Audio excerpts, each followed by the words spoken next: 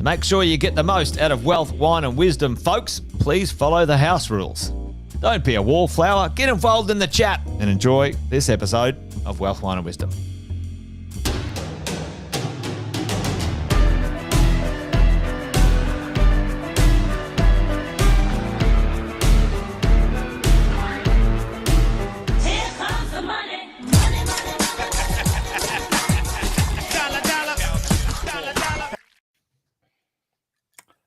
Happy Friday.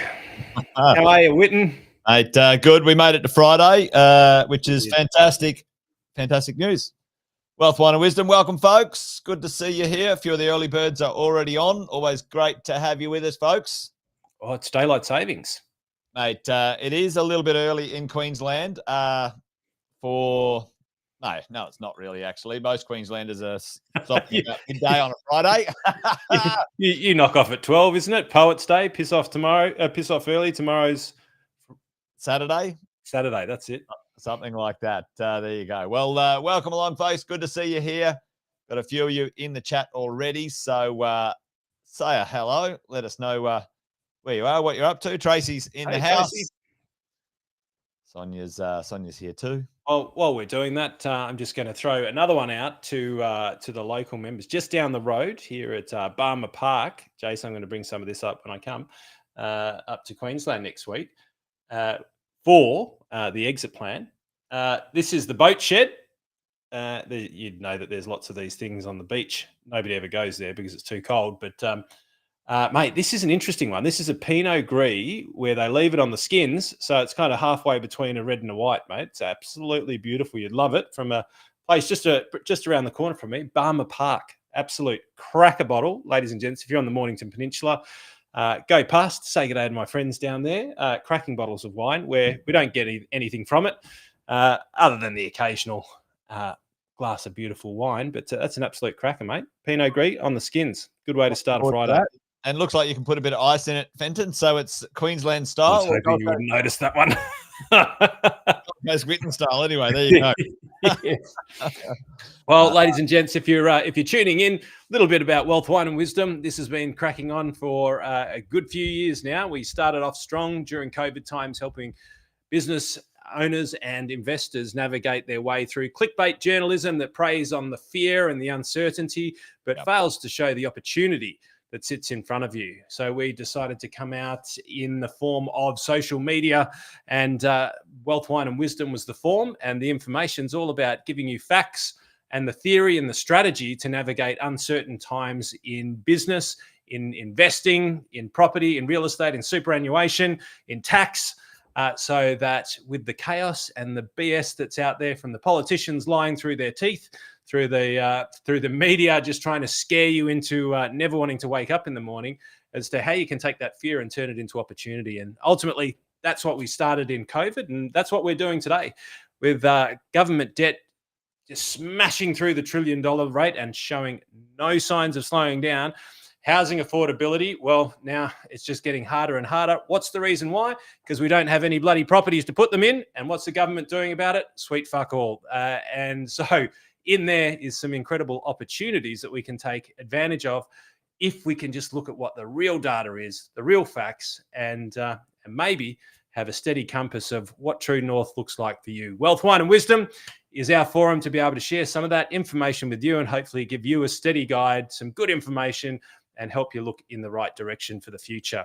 We call it decanting the week because, well, we started off having a glass of wine trying to figure out what to do in COVID, and now we have a glass of wine with all you guys trying to figure out what to do over the next transition of wealth that is upon us. Massive opportunity and massive fear and massive amount of BS out there. We call it decant the week. So let's decant the week, Jace. Let's jump into it and we'll be back in a few moments.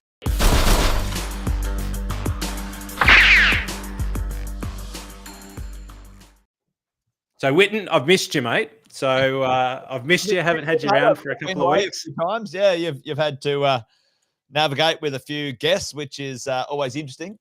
Well, it was, yeah. I mean, it was interesting. The decorum went up, the information went up, and so, mate, you've got a new standard to set now. So what's been happening in the world of Witten, socially, responsibly, and financially. Well, listen, playing straight into your intro, Andy, as we do, we'd like try to line up. Here's a few I've prepared a little bit earlier, folks. But my world, if you didn't know, is in the world of real estate. Created wealth over the last 25 years in real estate. Coach and help thousands of Aussies and New Zealanders buy and invest and keep long term their real estate wealth. And the last 5 years have been a pretty good run for most people. Starting out just before COVID, you can go back and look at our other stuff, our older stuff, and see our predictions have come true. And now Andy and I are talking about the what now decade. And what now for real estate is very interesting. The supply chain is not going to be fixed. We know that for a fact. Anyone tells you anything different is absolutely full of shit. Just get out there on the ground and see what's going on. I can tell you that it's not going to be fixed. What does that mean for us, though, folks, as investors, is what we've got to do. We've got to take advantage of this, because if you do own real estate and you do want to invest, then there's great opportunity out there. But here's one thing that we said. The government, let's give away free money like drunken sailors. Every time they do that, they fuck the market up. But tis what it is, folks. We can't stop them.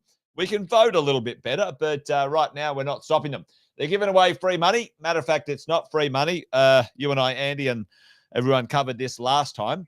The government is giving away taxpayers' money to first home buyers, and the taxpayers are underwriting it, and the government are claiming the spoils of that initiative. Now, I'm not against first home buyers getting a first deal, but what is happening every time they make a move, the benefit or the advantage they attempt to pass on, Andy, folks, because we have such a supply chain issue. Put it in the chat, folks. When we have such a supply shortage of appropriately priced real estate, and you make benefits, which is like stamp duty concessions, Andy, or special borrowing to a certain amount, what happens, folks? Put it in the chat. It doesn't take friggin' Einstein to work this one out. Prices go up, right? Prices go up. Well, I reckon. So here's the slogan, Witten. This is what we're going to call it from now on. Popular politics propaganda. Well, that's the PPPP, right? The PPPP, because mate, they were told this by the think tank, by the Anti-Productivity Commission that they have. They've been warned about doing this type of behaviour. They've not only have they been warned, through COVID, they saw the effects of it. Every time they gave away subsidies on housing, immediately it happened. And here's the thing: it's the popular politics arbitrage, right? And in the world of finance, mate, this happens. It used to happen. Right now, it happens so quickly. It's because as soon as there's a gap, there's an opportunity, which means something is mispriced. Then the market immediately takes advantage of that mispricing, and all that is, Jace, like giving people that free kick. All it does is create a mispricing arbitrage, and what happens? Prices go up. Prices go up, and also, Andy, too. I think, and this is probably true in the stock market as well as the real estate market. The prices go up and it's fake value, right? So it's a mechanism that's not true underlying value. And I think real estate's going to be worth more than it should be because we've got an underlying issue. And I don't see any of that heat being taken out of the market in the short term. But really, medium to long term, better quality properties will grow better in value, be more attractive. But, what's happening? First home buyers, they can to get all the grants, they have to buy a new house for $900 to $1 million. That's insane. It's crazy. Prices are already going up. We own a residential real estate agency in Brisbane, South Brisbane, and we've helped people buy new properties all around Australia for 20 years. And already the prices are up $50,000 to $70,000 within 3 months. This is what happens, folks. We've got some construction and competition going on with the increase in construction costs, and certainly different places are more expensive to build. So that's already happening as well, because we've had, construction companies go out of business, and less competition means, prices can be put up and profits, and whatever that sort of can happen. That's happening in a lot of places. Melbourne, actually, the construction costs are going up a little bit faster than other places in the country, and now, which is interesting. I wonder why that is. But we've had this opportunity in Melbourne to buy positionally and price wise for a good 12, 18 months, because it's had some bad raps, but that's changing ever so quickly, folks. So Melbourne is on the comeback. And right now, you can check this out. The taxes and infrastructure costs that local governments, state governments, and the national government are putting on places where there used to be, folks, affordable housing being created, $100,000. And it's actually more in Melbourne. Actually, I think we did a number on $139,000 last time I put this together. Over $100,000 per apartment, which are just government costs. There's nothing. What for? What got added to that property that you could then say, all right, it's part of the value for the future? Fuck all, nothing. I can tell you what happened. Oh, well, they sat on the approval for 6 months while they went on holiday. Yep. They chatted to their mates at the union and said, here's a site that you should slow down the construction of because it's about to launch. Yeah. They didn't give you the correct planning permits because they mislabeled them and sent them to the wrong developer with your plans on them. Did you hear about that? They sent somebody else's plans and developed to the wrong developer. Mate, clearly very competent. $100,000 it's spent well, mate. It's spent well. What we need in this country is more public servants. I've said it for years. We need more of them. We need more of them. So it's not adding any value to your real estate. It's it's literally devaluing the real estate world, and so that's a sad state of affairs, folks. And apartment dwelling approvals are going down. And we were talking about this. I was talking about this with Dan last week. 14,744 total. And that fell by 6% in August. Sorry, it fell by 14,744. Yeah. And it's like, this is insane. This is insane. And ladies, gents, parents, students, please understand this. It's like this idea of, hey, we'll give you a discount to buy a property. How's about you just approve more stuff coming through? I can guarantee you there's a lot in the pipe works. How's about you just get off your ass? You actually do your job. You approve things, or do it a little bit faster so we can get more productivity into the economy. I mean, it's economics 101, Whitten. Economics 101, supply, demand. How do you, if there's not enough supply, then demand is disproportionate. How do you do that? You either decrease the demand. How do you do that? You start shooting people. I don't know. Maybe you bring COVID Mark II back but how do you do it? You're not going to decrease the demand, so you increase supply. And what do we have a lot of in Australia? Land.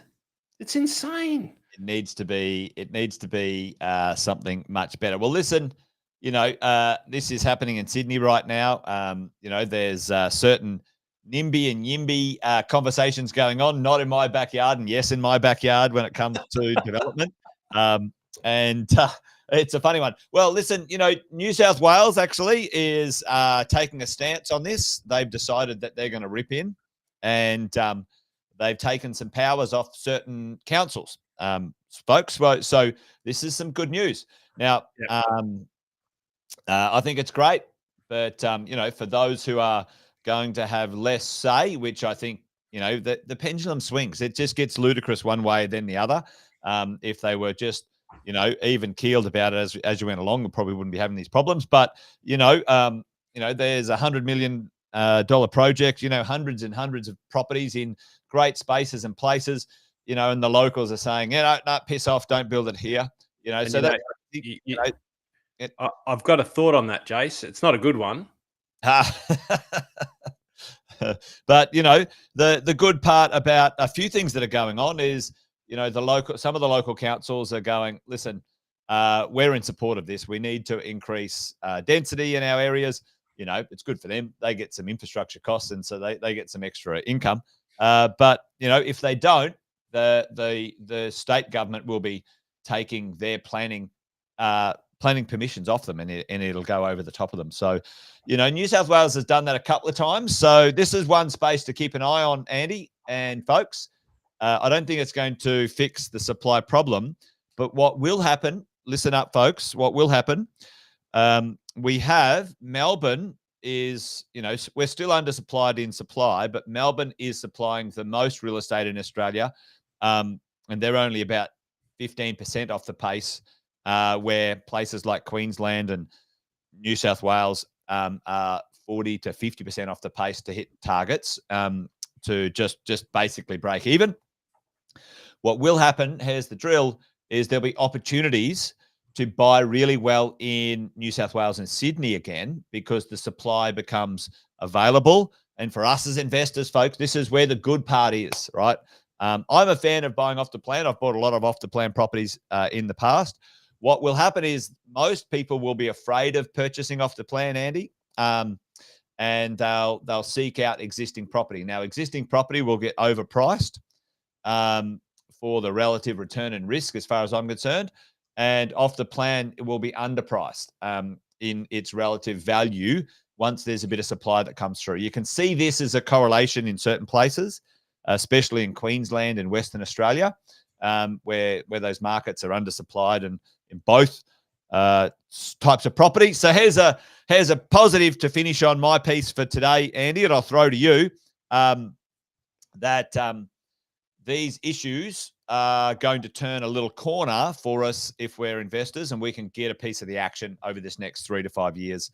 Pressure is going to go in the positive if you know what to do, and you can be in the driver's seat on it. So that's my little update for the real estate space, Andy. And what's on your conversation piece for this week, mate? Well, mate, before I jump into mine, I figure we'll just timestamp this as the 10th of October, 2025, when Andy Fenton got it right. All right. But hang on.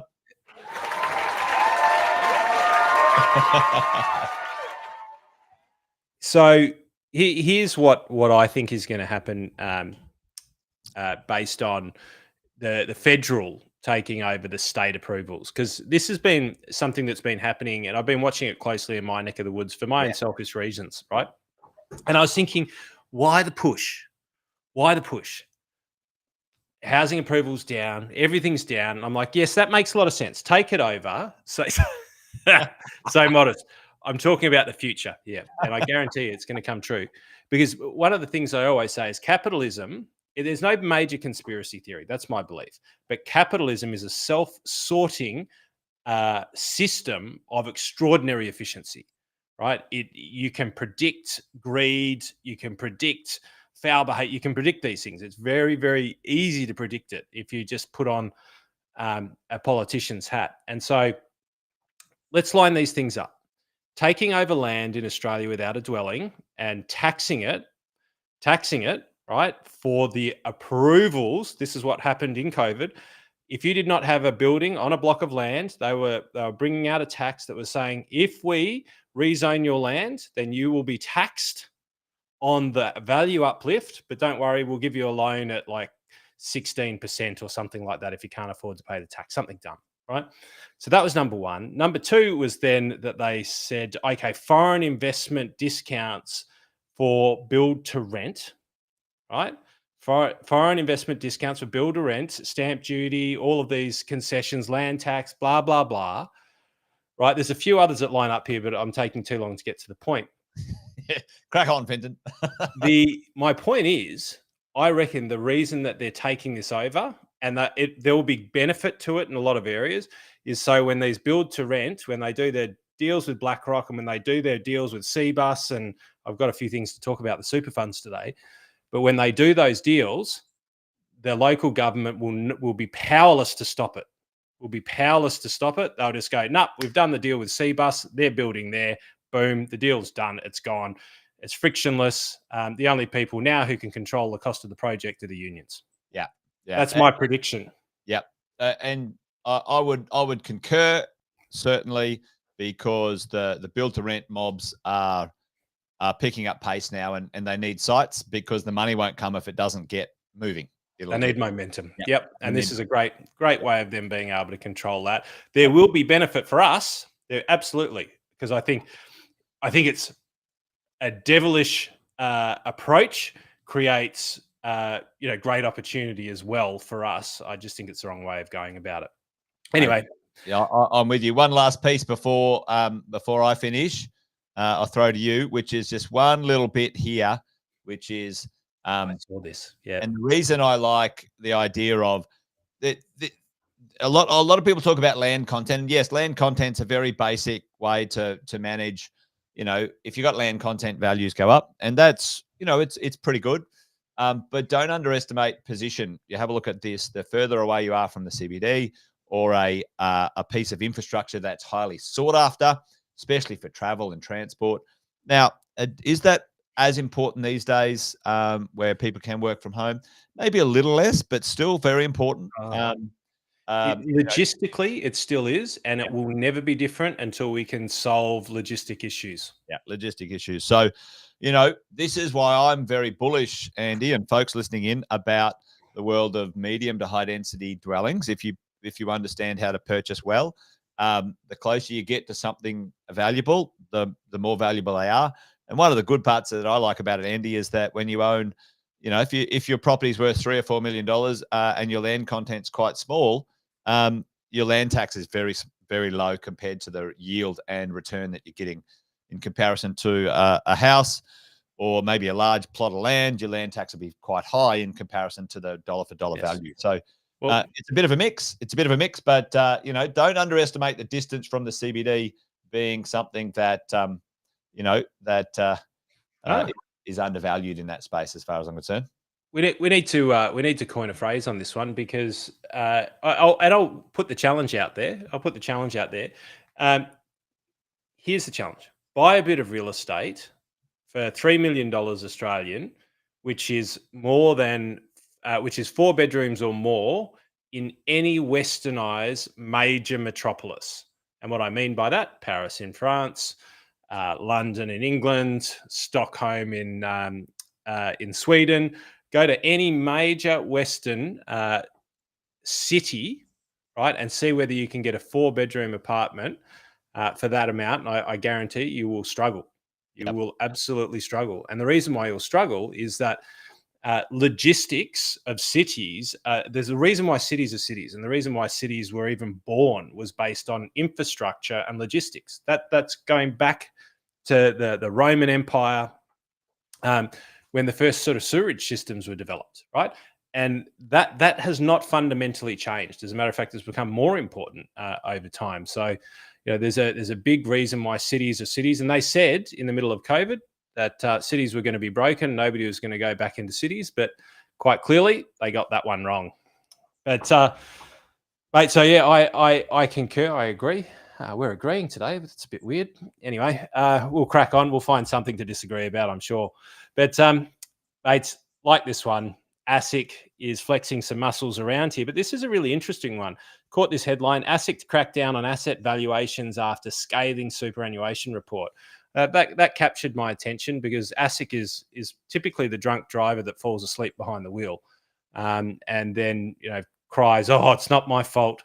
But anyway, they're on the front foot. They need to be on the front foot because their reputation's getting crushed a little bit. But let me read you a little bit of what this was all about. So effectively, ASIC went into some of the largest super funds in Australia, mostly industry super funds, right? And the corporate regulator has issued a report on $4.3 trillion super industry after it found that one of the big four super funds, one of the biggest super funds in Australia, actually did a $500 million write-down on an asset within its portfolio. Effectively, the release was ASIC released on Tuesday following the nation's second largest super fund, $330 billion Australian retirement trust, defaulting on a loan tied to an office block in Seattle after the major tenant, Microsoft, did not renew its lease. The default report by Bloomberg on Monday meant that roughly $300 million US or 457 million investment made in 2020 by Q Super, which is now the Australian Retirement Trust, was obliterated, right? Was written down. And when asked to comment, they said, oh, we already substantially wrote that down in 2024. But the auditors, Jace, the auditors had not been reporting on these. So what does that mean? Like, let's condense it down. What does it mean, Andy? Like, there's a lot of detail there. Like compress it for us. Say what? The transparency on super funds, like what do you actually own, right? And there's this component called unlisted investments. When someone else is managing them, right? These big companies managing. Yeah. Big companies managing it.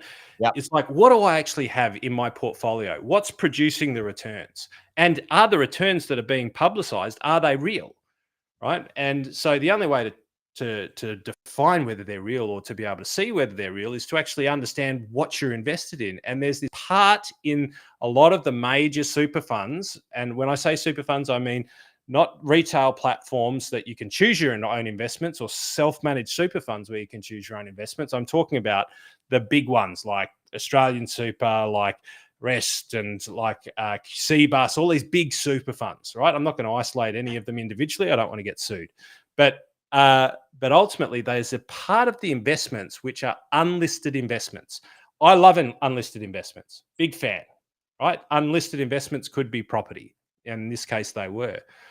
But you have to value those investments. And they get the auditors like Ernst & Young, PricewaterhouseCoopers, they do these auditing reports. But they're not capturing the fact that these companies are sometimes making massive investments of money that's not theirs and then writing off the investments, like this $500 million investment that was written off because Microsoft moved out. But Andy, well, what happens when they do those deals? Like, does one of their mates get a $55 million commission? Oh, well, mate, that would be illegal, but probable. I would say. Well, this is the thing you and I have chatted about for a little while. Australia per capita is, at the moment, the second largest pension in the world, and soon within 5 years to be the largest pension scheme or largest retirement funds in the world. And if you have a look at the average age right now, just traveling through this is our largest sort of working demographic, which is males and females in Australia at the moment, 25 plus. So you got sort of your 25 to sort of 45. And it's the first kind of, you're in my generation of the first generation to have paid into our super for our whole entire lives. Yes. Our parents haven't, like your parents, my parents didn't. No. So this next generation, Australia is off the charts. And this, I get pissed off about this because why are they spending, 300, million in America? Why don't they invest in Australian infrastructure? I think it's bullshit personally, but because of the union involvement in Australia. How's this bullshit? But anyway, so Andy, the takeaway, folks, for people listening in is that the assets that are managed by some other company, you don't know what they're really truly managing, right? And then they're writing down losses, and they're like, "Oh, sorry, we lost your money. So what?" It reminds me of that episode of Seinfeld. Well, all of these big companies, Whitten, they just write it off. It's like, what do you mean write it off? It's like, well, they just write it off. It's like, well, what's a write-off? Well, it's when they just write it off. Uh, you don't even know what a write-off is. Well, they do, and they're the ones writing it off. They're the ones that are doing it. And they don't even know either. But what are they writing off? I can tell you what they're writing off: your money. That's right. That's what they're writing off. They're saying you used to have $1 billion. Now that $1 billion is worth $500 million, or $500 million is now worth zero because we made a shit decision and we decided not to let you know. And that's the point, Jace. Like the transparency. We all make silly decisions, bad decisions, not great decisions from time to time in life and in business and investing. That just Yeah. happens. That's a matter of life. But you fess up, you say, this is what happened. You're transparent, you're honorable, and then people will follow you and that is the bare minimum that investors need. But it's not happening, and it's clear that it's not happening, and apparently it's happening on a far bigger scale. Well, So I mean that obviously, none of this is financial advice. We're just drinking wine and talking about things that we're, observing. But I'm a big fan of managing my own wealth everywhere I can, and there's a lot of people who think that that's part of the plan for their future, and depends on how much money and how much control you want. You want to think about that. So it's an interesting one. And there's more than one way. Like there are these things called retail platforms. And it's if you can't afford to have a self-managed super fund because you don't have enough to warrant the setup costs and yada yada yada, like because it costs a bit and you have to take on some responsibilities. But there's retail funds that you can invest in, and all they are is an administration platform that allows you to invest in whatever you want. Now, in theory, you could invest everything that you want in a whole lot of shares. You might choose Tesla and Microsoft and Nvidia, and you might choose a whole lot of these different shares. And you go, I want to invest in those. And you can control your destiny without necessarily having a full-blooded self-managed super fund. I reckon it's best to have an advisor help you with those things because you can go very wrong very quickly. But the thing is, at least you know the risks that you're taking. And, Well, at the end of the day, I'm a big fan. You and I like this, Andy. We're big fans of making sure you take responsibility for your own future, and that means monetarily as well as health and your wealth and whatever. And the moment you let someone else manage your stuff and they don't, there's no accountability there or whatever, then holy smokes, like that's a recipe for them lining their own pockets, not yours. But what else is going on in your world? And therefore, capitalism is a self-fulfilling prophecy. Look, I like this article. I saw it somewhere. Fifi Box, very well-known radio figure, blasted Jacinta Allen over lack of action.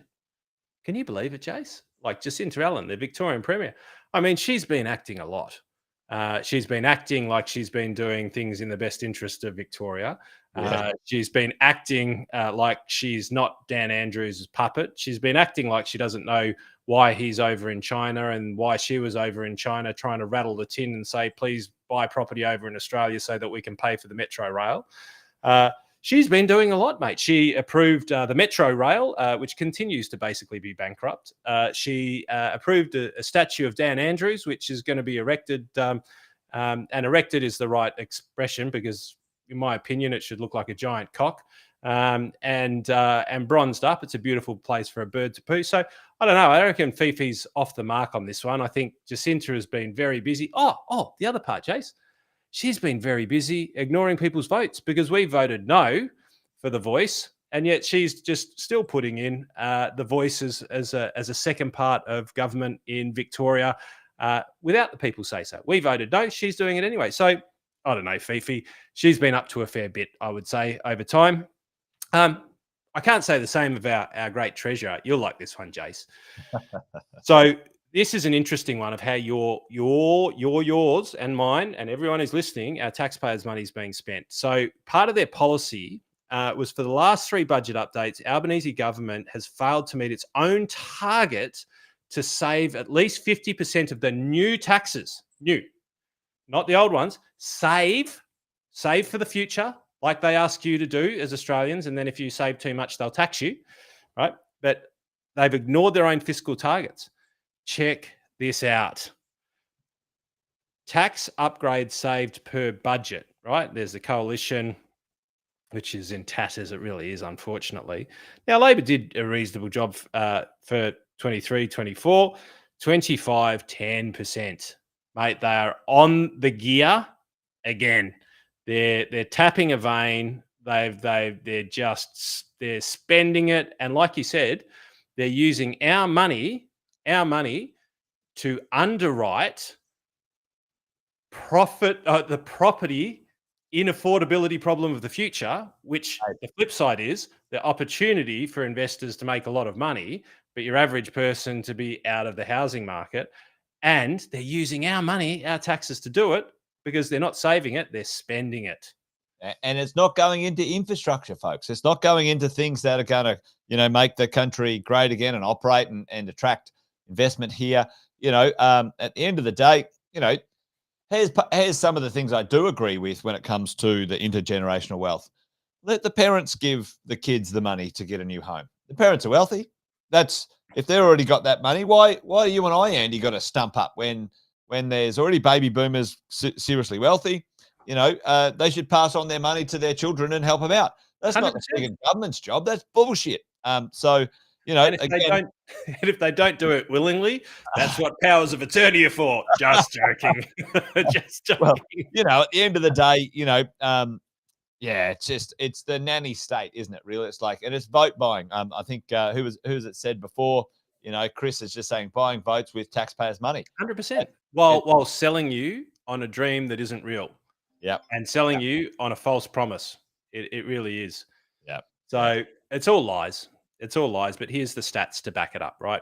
This was an interesting one. Bartenders chart. Number of Aussies working as bartenders. Mate, these are some of my favourite people of the past. I've had many great times being served a beer or a cocktail by some of our great bartenders. But 2006, there was 47,000 of them.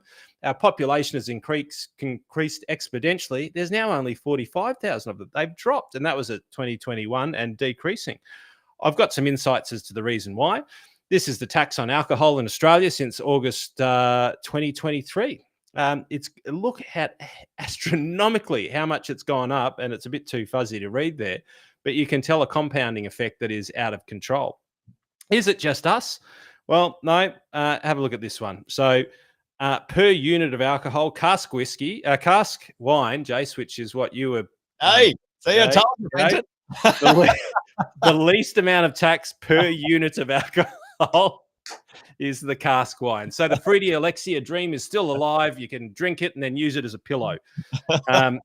Wine is the next cheapest. Cider going up. Beer was halfway there. Beer was 39 cents, which is still astronomical per unit, right? Beer, whiskey, brandy, so on and so forth, up to spirits. 124. That's what it is. 1.24. So, mate, the one thing I love about Australians, and statistics don't lie, look at this. They found out that beer was too heavily taxed and it was cheaper to get pissed on wine. And look at that. I tell you what. It's a zero-sum game. Cask wine went through the roof. People stopped buying Foster's and started buying De Bertolli cask wine like you and Duncan out climbing. And look at that, mate. You will not stop Australians getting pissed. That's flat out. You can tax it, but they will find a resource. There you go, mate. There you go. Got the wine. This is a photo that Witten actually FaceTimes me holding that up in the air saying, look at what we've got, Fenton. I'm like, oh. The only saving grace is you're actually drinking it out of glasses. Well, that's right. That's what happened. But there you go. Listen, Fenton, I'm on the cutting edge all the time, even when I don't know it. Well, so you're always on the cutting edge, mate. And you are just like, well, you are one of the top notch. You're the 1% of the 1%. But you're just like every other Australian. Capitalism self-sorts. Getting pissed self-sorts. I've got a budget of $100. I can buy more wine than I can beer. I'm buying wine. Right? So, hey, maybe I'm reading too much into it, but you know what? If we go by this chart here, I would say that cask wine is going to make a comeback until they lower the cost of all of these other the second and alcohols. third effect of that, Andy, is like, let's invest in some cask wine companies. But listen, Yes. Tracy's right, because I made sure I got a glass to drink from today, because I knew Fenton would give me the stink eye. So, at least I got. Time to buy a red shirt. So have a look at this, because I just thought we'd compare it, right, with some of the other great intoxicated nations, right? So if you went, who are the most pissed nations in the world? You'd probably go Australians. You'd definitely go the Brits. Like, you'd go, they're probably number one. New Zealand up there, jolly. US, love it. Love a good drink, probably in their early days. But have a look at that. Like, this is how much disproportionate consumer tax that our government gets, right? Outside of all of the other stuff that we talk about, tax on your wages, tax on the companies, outside of all of that, look at this. International tax comparison per litre of alcohol. US, $14. New Zealand, $60. Great Britain, the great pissed nation. And look, there's nothing funnier than a pissed Brit. Like, they're Ricky Gervais. Say no more. Best in the world. 61. Australia, 101. Well, Australian history, Andy, what was our only rebellion in Australia? That was the Rum Rebellion. It was the Rum Rebellion. Our only civil war was on alcohol. Maybe we should launch another rebellion right now, because that's ludicrous. It's outrageous. Outrageous. Outrageous. And these are the taxes. The reason why I bring this up, Jace, is these are the taxes that nobody sees. These are the taxes that, nobody talks about. We don't see it. We feel it. Probably, arguably, we feel it in the net positive when it comes to booze. Can't afford that 7th tequila shot. But jeepers, like, they're getting their pound of flesh, Jace. In comparison, per capita, meaning based on the amount of people in our population around the world, if all other things were being equal, if the same amount of people existed in the US and Australia and everything, we are still almost 100% more, 100% more tax on alcohol than some of our closest neighbours, and 400% on. I love this. Alexis said, but I'm allergic to wine. Do I get a tax deduction? I reckon you bloody should. I reckon you should. I reckon if there's a spirit tax, there should be a water deductible. There you go. We've cracked the atom here. And here's the reason why. They tax tobacco because it sees you in hospital too often. So it means you're a bigger burden on the taxpayer. So why don't they make deductible swimming exercises? You go to the pool, you get a $100 deduction every time you go to the pool. You drink 4 liters of water every day, you get a $5 deduction every time you drink those 4. I reckon you're onto something there. It's like carbon credits. They're another great scam. So well, at the end of the day, every time you incentivize something, there's quite a lot of movement towards those things. And, at the end of the day, everyone knows how to game the plan. There is a good book actually called Gaming the Plan, folks. If you don't hate the player. Yeah, don't hate the player, hate the game. But, at the end of the day, it's one that we need to navigate together. It's always a bit of fun, but at the end of the day, look, I'm a big fan of, if I'm going to pay tax, I'll happily pay it on consumption of things. I just think that the idea of a ludicrous income tax is something we can navigate. And other great things, Andy, you and that's a problem, mate. I agree with you, but it's like big income tax, big corporate tax, and big consumer tax. Like, bullshit. Come on. Yeah. Well, listen, if we could wave a magic wand, we'd do it a little bit differently. That's for sure. But for all of our listeners, Andy and I always like to talk about, some of the headwinds that we navigate. But what we absolutely know is there's ways and strategies to navigate this stuff. We teach a little bit of thing. You guys know Andy and I have launched a program called the Freedom Machine, and it flows into a thing called the Exit Plan.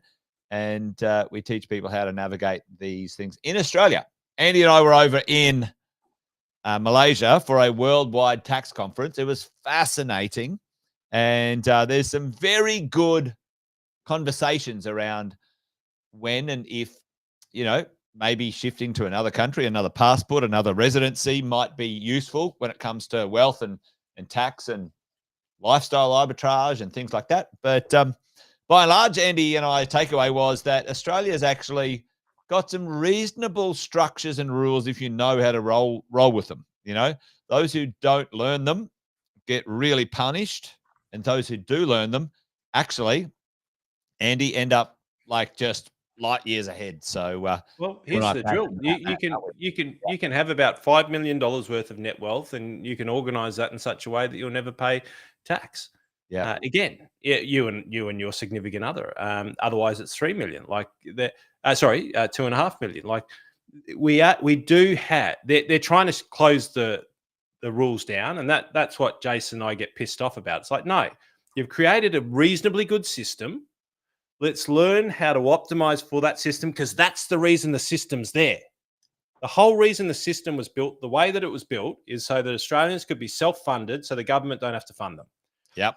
So don't fuck the system that was built very well, right? And that's all that Jason and I really spend our time getting pissy about. It's like, no, the system actually is good, but if we don't fight to keep it good, then it will be shit. And so we've got to fight to keep it where it is, because in our country, you can, with the right advice or the right knowledge, right, be able to accumulate in a very good, systematic, tax-friendly way, and then maximize that in a way that will be tax-free for a lifetime. But you have to understand the rules of the game.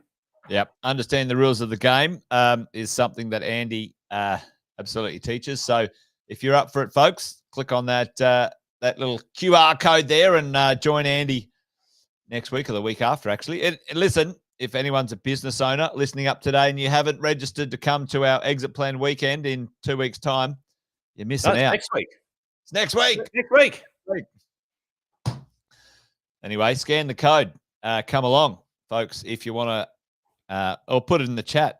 Put an Exit Plan in the chat if you're up for it. But there you go, 3 days with myself and Andy teaching people this. But listen, I'm going to share with you some incredible investment results just before we go as well, Whitten. Just so we don't forget it before we go, I've got something incredible to share with you, just quickly as a prelude to next week. Yep.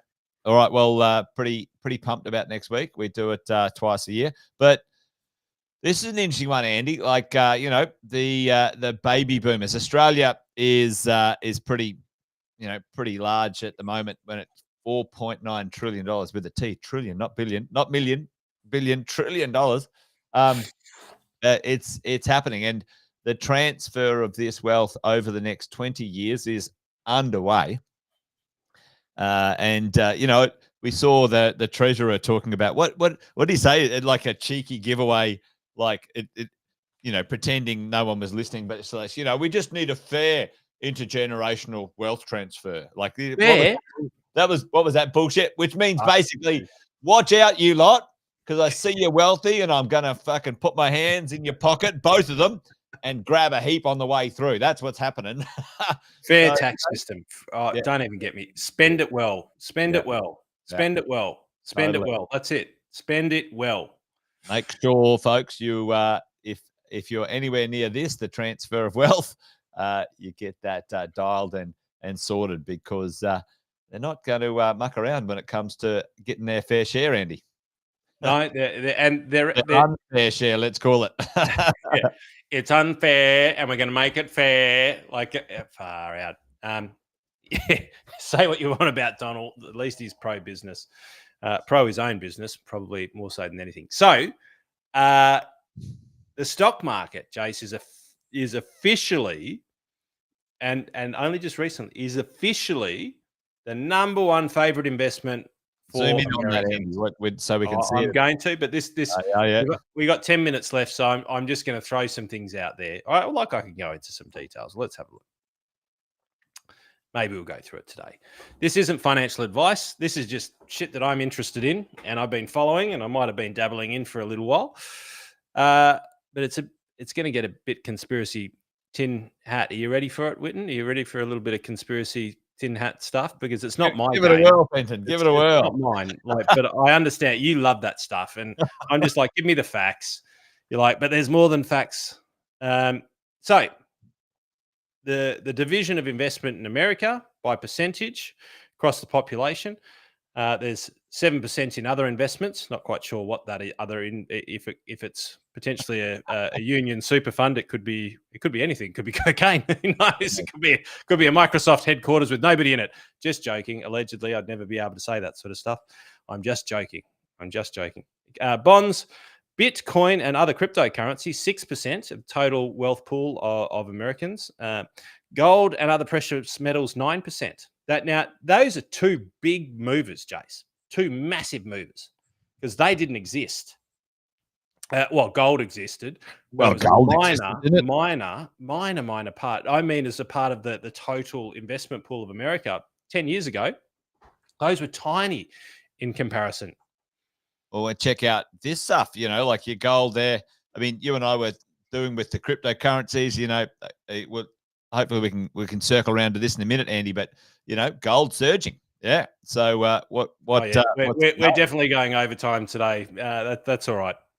So those have gone from like 1% or no percent to 6 and 9%. Those are massive movements. Like when you think about the amount of investment funds in America, huge. Cash investments, 21%. Now, I want you to think about this. 21% in cash. And what's cash, Jace? What's trash? Cash? As soon as I saw that, I'm like, what are people doing with cash? Like, that's crazy. Yes, cash, 21% in cash. Savings, yeah. Almost the same that's in real estate. Which is as an Australian. Insane. It's insane. There is almost as much in the US in cash as what there is in real estate, which is just mind blowing.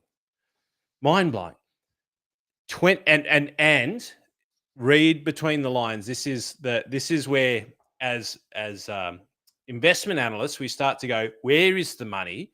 What is the trend? Where's the mobile money? Where is it likely to head? Right. So 24% in real estate, 21% in trash, and 27% in the stock market.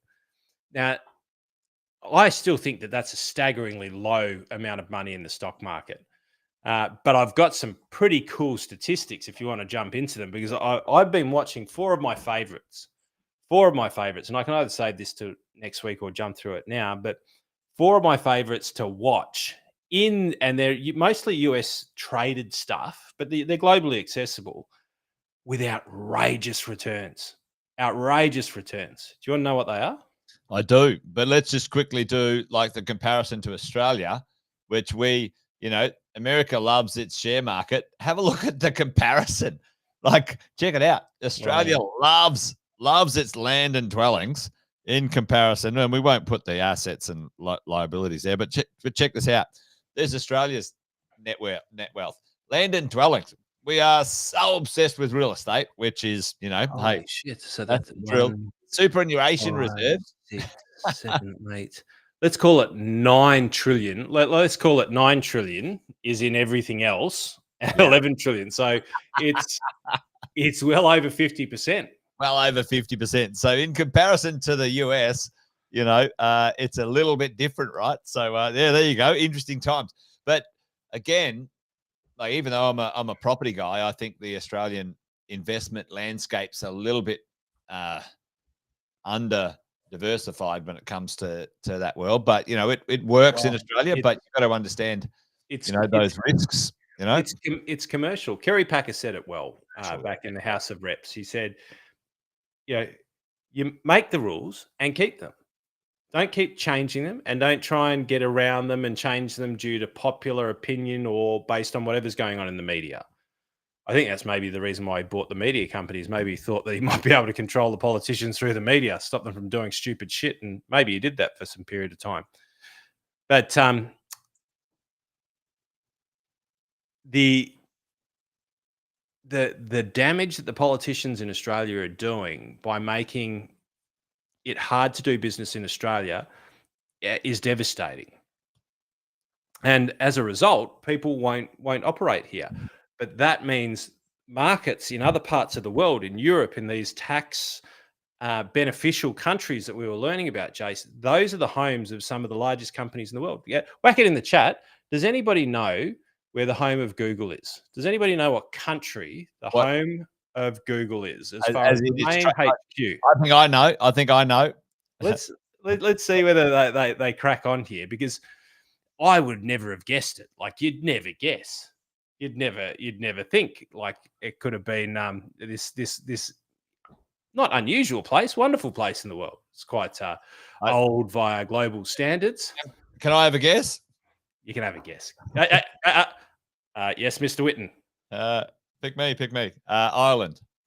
Yes. Ding, ding, ding, ding, ding, ding, ding, ding, ding, ding. Luke got it straight off the bat. Ireland. Yeah, we're on it. Ireland. There we go. Brad's on it as well. Well, this is interesting, isn't it, Andy? Like the low corporate headquarters tax rate of Ireland, which is, do you know what? It's a simple equation, Jace. Yeah. Well, it's fascinating. You know, one of the big eye openers for me over in Malaysia in this international tax conference is that countries rebrand themselves and kind of like, who am I attracting? Like, what will I be to the world? Yes. So it's, you know, like it's so eye opening. Like, you know, when you live in, you know, I live in the Gold Coast, and you're like, the Gold Coast Council, and then I live in Queensland, and then I live in Australia, and then I live in the world. Like, the idea of like, okay, well, you know, I live in Ireland. Well, what does Ireland mean to the world? What does Australia mean to the world? Who are we going to be? It's actually really interesting. Ireland's like, okay, we don't necessarily have a lot of mining like Australia. So what can we be? We can be a tax haven, and you know, how can we bring jobs to our country, and you know, how can we make this place great? And you know, it's fascinating. It's eye opening, and I encourage people to learn outside the box like that, because it's so. We not on purpose, but we end up having a very narrow vision of the world and how things are. But when you see different countries competing for worldwide, investment and jobs and stuff like that, I think it's fascinating. I think it's fantastic. I loved it. Absolutely loved it. Yep. Well, I 100% agree, and I think don't travel for just basic tourism. Travel to seek to understand. I love travel. I love it so much because I love going to Greece and sitting down and finding somebody at a local restaurant or something and just talking. How do you just ditch like $5 trillion worth of debt and like, whatever, you're not going to do anything? I want to know because they could not give a shit, Jace. They're just like, it's the biggest hoax in the world, but I'm okay. And it's like you get a totally different perspective on economic management through the eyes of the people on the ground. Yeah, the people in Spain in general, no idea. They're like, we owe that much, really? It doesn't feel like we do. Nothing's going wrong for us. you go to Portugal, and they're all about bringing Hollywood. Because of what's his face move there. They're all about movie stars and surfing because it put them on the map, and so they've I like Portugal. Portugal's my favorite at the moment because I've been doing some more research since we went over to Malaysia. You just like the windsurfing. In Portugal, good for windsurfing. It's great for surfing. Some of the greatest surf breaks in the world. So it's now positioning itself based on social media, but also to capture serious dollars from companies like Red Bull, capture serious surfers, get the tourism happening through social media and tourism happening through business, through Red Bull, through movies and things like that. It's doing a big push to bring that, because when they bring that, they they leave the infrastructure there in There's movies. hundreds of millions in movies and stuff like that, which is smart, right? Absolutely smart. I mean, New Zealand did a good job of that, with the air film industry as well. Even the Gold Coast does a pretty good job of that with production and the movie industry in Australia. So, yeah, I love it. It expands your mind, expands your thinking, and you're not so narrow and myopic when it comes to your worldview, which is. And it goes back to what Kerry said, is that, and this is a long-term view of education, because if you care about not just you, and this is a strange thing about Australia, Jace, is that it's like it's the me generation, but I care about Leo and I care about Leo's kids, and Leo's kids haven't even been born yet. But I want to make sure that the world that he grows up in is safe and has opportunity, and the world that his kids grow up in, which are my grandchildren, which I'll probably never get to meet unless he does something a little bit earlier than what I'd otherwise prefer. But which I'm not hoping for. You got to live to 150, mate. That's what's going to happen these days. If you got some money, you get to live a bit older. It depends on the quality of that life that you want, though. 100%. But some people, like what I learned when we travelled is, I didn't learn. I re-engaged with a perspective that I hadn't seen for a little while, because I hadn't looked at the world like that. And there are people who look at the world like that, as they're going, how does our family, how do the people that we love, how do they, make the most out of their lifestyle and their place in the world for generations to come? And it's a different thought. And when it comes to business, Kerry Packer had it nailed. He's like, I want to do business with the world, and I want the world to do business with Australia. And if you constrict the laws and you make it hard for businesses to work with us, they will use us as far as they will use our dollars, they will use our population. Here's a crack for everybody. What's the number one tech adoption country on the face of the planet? What's the number one? Who adopts technology faster than any other country on the face of the planet? Korea? No. I'm going to have a guess at this one. Was that from the other week? Like Vietnam? No. Who? It's us, Jace. Oh, we are the fastest adopters of technology in the world, because we have the financial capability, and I don't know, we just adopt it super, super quick. So one of those test places. Yes, that's Australia is one of the test places for technology, social and other technologies in the world. We are the number one fast consumer of technology. When Apple used to do its branding exercises, they did it and they launched it in Australia first. Well, the takeaway, folks, is we do live in a pretty good country. Let's face it. Even though Andy and I certainly have some opinions that are maybe harsh when it comes to the behaviour of our politicians, we need better ones for fuck's sake. Deserved. Yeah, you say harsh, I say deserved. Yeah, deserved. There is certain ways to navigate this stuff in the world of financial management. And I wanted to chuck this one up there, folks. Check out this. I love this stuff. Can you zoom in a little bit on the title or on the first one? Yep. That's it. Celebrity landscaper. Who is he? Who's the celebrity landscaper? Jamie Jury. I was about to say, is there such thing as a celebrity landscaper? I was about to say, Mr. Reddy. What was that show? I can't remember. What Renovator? We had. I think we had a show actually back in the day. This is a throwback. I can get the show. Shay's listening. What show were we on, Shay? Years ago, we had one of our houses, one of our properties. You were on? Was it the one with Greg Evans and the robot that perfectly matches people together? It was one with the tall volleyball bird or the swimmer bird. I can't remember what her name was.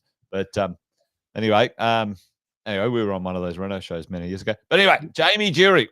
What strategy, folks? What strategy in Australia? What strategy in Australia is Jamie using?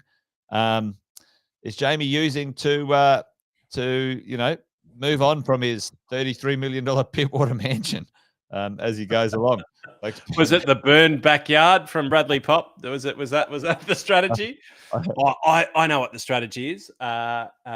Whitten. Yes. Andy Fenton. Answer the question. Was it the social media influencer strategy? It was Joanna Griggs. That's her. That was her. Brad, for sure. Joanna Griggs. I can't remember what it was called. But anyway, we were on that show. PPR upgrade. Boom, Donna. Exactly. There you go. Jamie purchased this property for $8 million 10 years ago. Renovated it. Guess what he's done? How much has he made, Andy Fenton, tax-free? Do the math. You're the 8, so it's 25 million. Now, that's not a bad payday for 10 years, eh? 2.5 million tax-free a year. Folks. Do you know what? When I recently took somebody through this strategy, and you know what the response was, Jace? It was like, oh, but they've got to pay stamp duty going into the new one. I'm like, oh, you'd give an aspirin a headache, mate. Honestly. Geez. Like, did you just hear? Like, you just made Jamie Jury just made 25 million. But the stamp duty, Jace. It's like, all right, I'll pay for the stamp duty.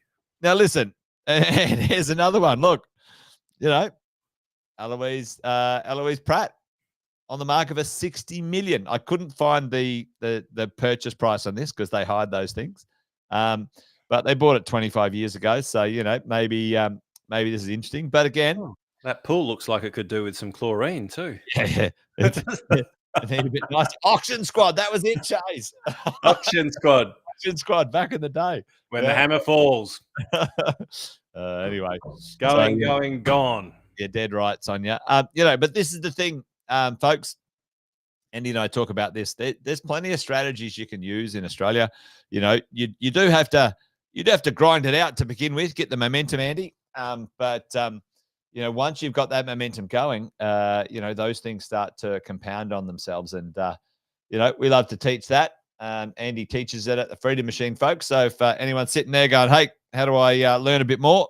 Scan that code right there.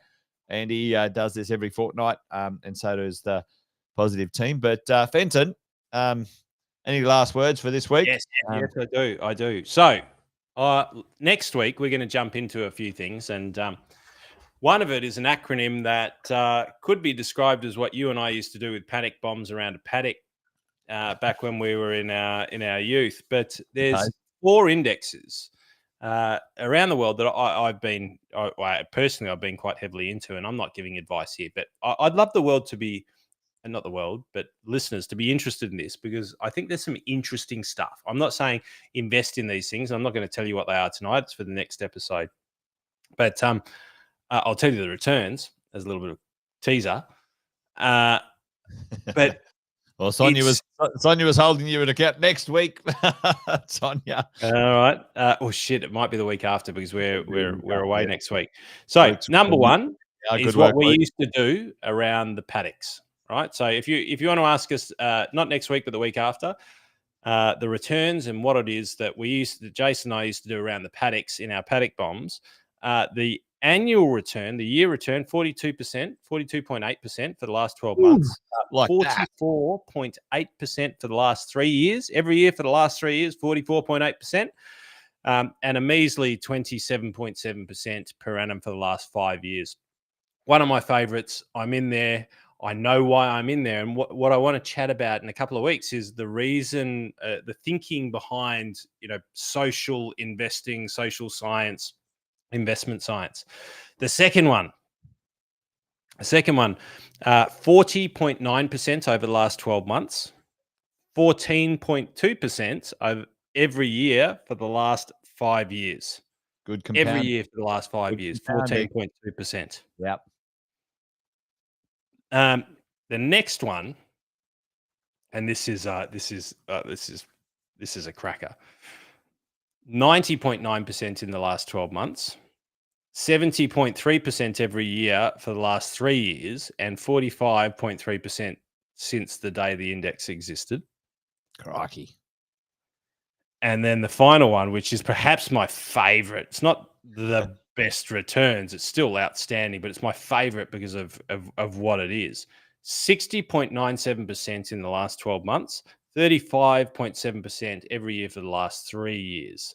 And it's absolutely one of my favorites. It's based on where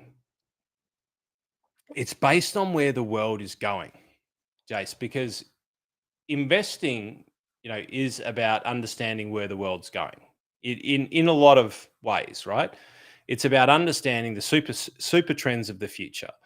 And, in your world, property, I'm not going to say it's an easy game by any stretch of the imagination, but it's pretty simple. People need houses. People want houses in good locations. If there aren't enough houses for the people, prices go up. Just give us one. No. Next the week after. But it's a simple equation. And I think in the world of investment markets, it's a little bit more complex because there's so much more information that gets put in there. And it's not as easy as I need a place to live. But what can I not do without in 15 years? What am I going to be using in 15 years? What am I not going to want in 15 years? And these trends are really strong. They're very much the kite or the wind at your back if you're in them, and you shouldn't be in them in a big way. And if you are, Jesus, you've made a hell of a lot of money. But they're social trends. They're things that we do every day. They're things that we think about every day. They're things that we get pissed off about every day. And they're part of our natural lives. And I think that they're things that people should be looking at, just if nothing else, as a matter of interest, not investment advice, but as a matter of interest. But here's the thing. The rewards is where the future's at, right? Gretzky used to say, the reason why he was the world's best ice hockey player is because he said some people play where the puck is and they follow the puck, and other people play where the puck's going to be. And if you can read the game into the future, then sometimes you can hack that game. And in real estate, Jason, you're the best I've ever met by absolute fucking country mile. And anybody who doubts you needs to meet you, because there's nothing that you say that you haven't done. As a matter of fact, you've done it more than probably absolutely everybody in your industry. But there's very few people who can say that. And it's how can we teach people to play where the puck's going to be, like what you've lived with property for the last 25 years. So that's my little piece of the pie. That's my little contribution to the end of the day, and my little cliffhanger to come back and have a chat about in a couple of weeks' time. Well, listen, next week, Andy, folks, we are not going live next week because we are live in the flesh at our exit plan getaway, 3 days up in Brisbane with over 150 people, investors and business owners. So looking forward to that. We will be back the following week, and we will share it with them. I will share it with them there. Yes. With them. And listen, if you're sitting there right now and you want to come to Brisbane, listen, come along. There you go. And we'd love to have you there. But that's it. 180, Jace. Yep. Hey. You've been corrected. Your numbers were short. 180. I missed the 180. What was no. D just said that there's 180. So with all of us, there's like 230. Crew. Yep. All the crew. It's going to be fun. It's going to be fun. Looking forward to it. That's for sure. But for today, I think we're done and dusted, Andy, for at the end of Wealth, Wine and Wisdom. Great to have you here, folks. Thanks for joining us for another episode of Wealth, Wine and Wisdom. We've thoroughly enjoyed hanging out with you. We really appreciate you coming along for the ride. And as long as you turn up, we'll turn up. We'll do our best to make sure that we bring everything that our compadres, that our professionals tell us and warn us and show us and educate us about. We'll bring that to you and our experiences in order to be able to try and help you, decipher the code, figure out the right directions, and have a lot of fun in doing it. But I do have a special thing for tonight, Jace. If everyone will raise a little bit of a glass, it's my little boy's third birthday today, so it's a happy birthday to my little man Leo.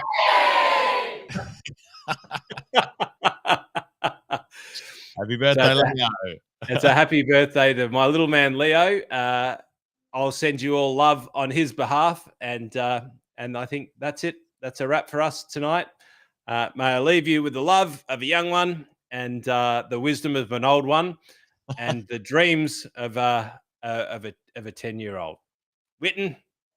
There you go. It's a good night from me. It's a good night from him, folks. Good night. Thanks for watching another episode of Wealth, Wine and Wisdom. Make sure you like, subscribe, and turn on the notifications so you never miss a thing, folks. We'll look forward to seeing you next time. Debrief the week with Wealth, Wine and Wisdom. Every Friday at 5 p.m. Victoria and New South Wales time. We know that Queensland, South Australia, WA have different time zones, as does Darwin, but we're sure that you can do the calculations depending on whether it's daylight savings or not. You can also catch up on all the episodes wherever you get your podcasts. Make sure you check out the Positive Mentor podcast from our 6-star team at positivementor.com.au.